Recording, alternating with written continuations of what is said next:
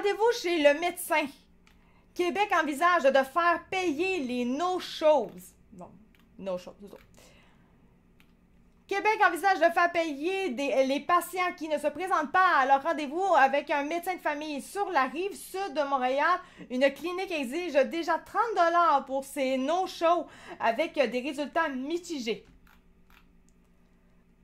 Le cabinet du ministre de la Santé confirme que l'idée est à l'étude, comme le rapporte Radio-Canada.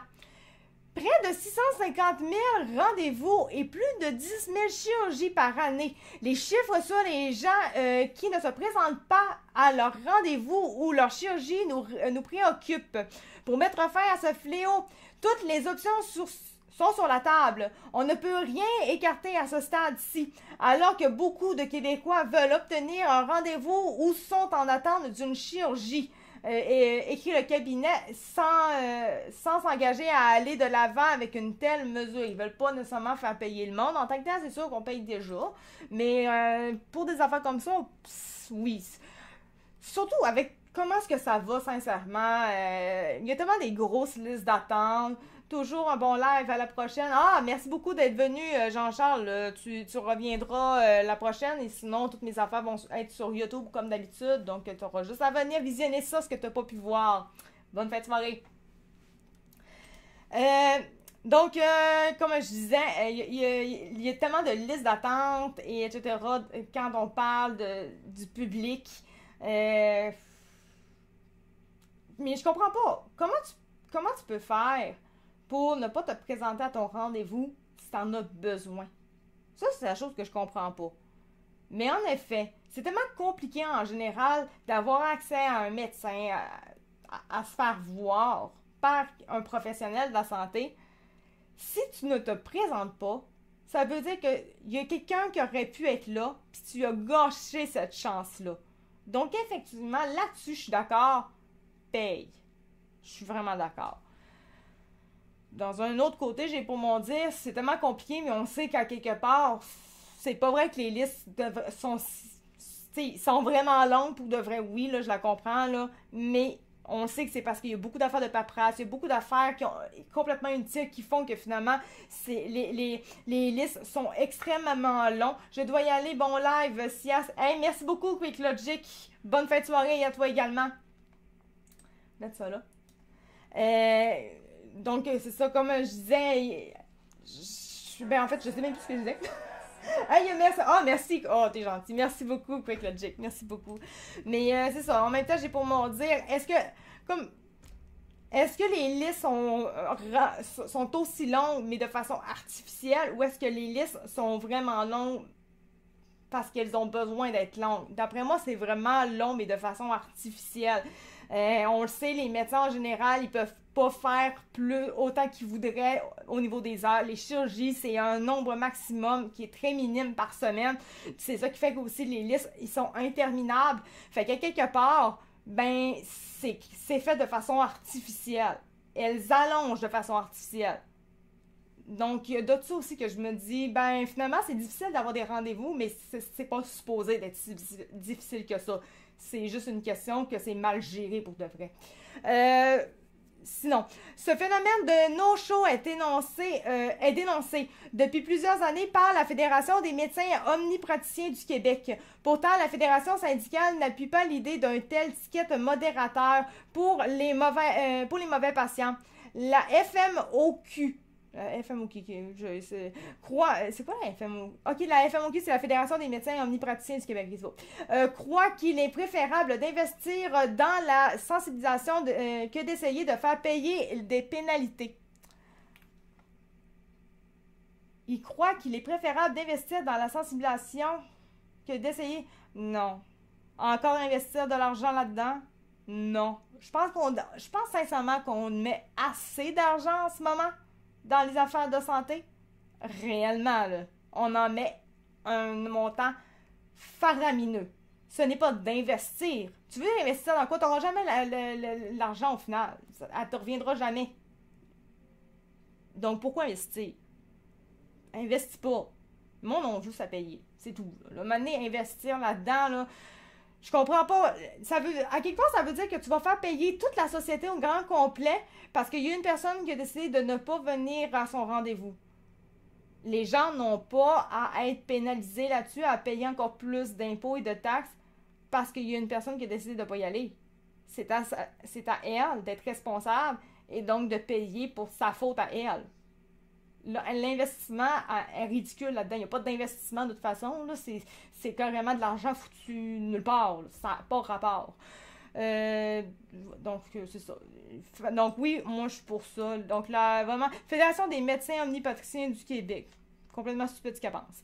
Des médecins favorables. En esprit, le médecin de famille Benoît Eppel est favorable à une pénalité. Son seul bémol, c'est qu'on doit s'assurer que les patients sont capables d'annuler un rendez-vous de façon raisonnablement facile. On doit s'assurer que les patients sont capables d'annuler. Ouais. Oui, ok, il faut. Ouais, mais il faut quand même que. En tant que tel, c'est pas difficile tant que ça là, pour les patients d'annuler un rendez-vous. C'est pas complexe. Ils ont juste à le faire, là. C'est pas complexe, là. Il n'y a rien de complexe d'annuler un rendez-vous, là. Come on, là. Si tu l'annules, à moins vraiment de l'annuler au dernier moment parce que là, t'as vraiment un problème majeur au dernier moment, ok, ça peut peut-être arriver, on s'entend. Mais en général, tu le sais d'avance que tu pourras pas te présenter. Tu fais juste l'annuler. Il ajoute que les restaurants, garagistes et autres commerces envoient des rappels par texto pour confirmer et au besoin annuler les rendez-vous et qu'il n'y a pas de raison que tous les GMF ne fassent pas de même. Moi, personnellement, j'ai le mien. Je l'ai, moi. J'en ai un texto. Donc, effectivement, c'est très faisable. On ne réinvente pas la roue. Le docteur Eppel estime qu'environ 10% des patients ne se présentent pas, parfois même pour les rendez-vous pris en urgence quelques heures avant. À la fin de l'année, cela représente jusqu'à un mois de perdu, calcule-t-il. C'est quand même énorme. C'est 10% des patients qui ne se présentent pas, même si c'est en urgence. C'est énorme, 10%. Je comprends pas ce monde-là. Je les comprends juste pas. 30 $ par rendez-vous manqué. Sur la rive sud de Montréal, une clinique familiale impose déjà un montant de 30 $ pour un rendez-vous manqué sans préavis. Les patients doivent payer au moment de leur prochaine visite. Le montant est permis par la grille de facturation de la FMOQ. Mais la mesure appliquée depuis plus d'une décennie a des effets inégaux, explique un médecin de la clinique qui refuse d'être identifié. OK. C'est très variable selon la clientèle. Certains ont le respect d'aviser, d'autres non. C'est un peu comme n'importe quoi, on s'entend, c'est logique. Les délinquants préfèrent payer sans se soucier des plages horaires laissées vacants. C'est pas non plus une bonne chose. Faire off, je paierai. Ouais. Ouais. Rendu là, c'est peut-être pas la bonne idée non plus de faire payer. J'ai pas mon dire, c'est bien beau de faire payer, mais l'argent, faut qu'elle serve à quelque chose aussi, de toute façon. Elle va servir à quoi, cet argent-là? Il y a ça, là, qu'il faut penser. Les gens, s'ils ne se présentent pas, il y a une raison en arrière. C'est essayer de comprendre qu'est-ce qui se passe en arrière. Peut-être qu'ils ne viennent pas parce que finalement, ils ne peuvent vraiment pas. Ça dépend vraiment beaucoup.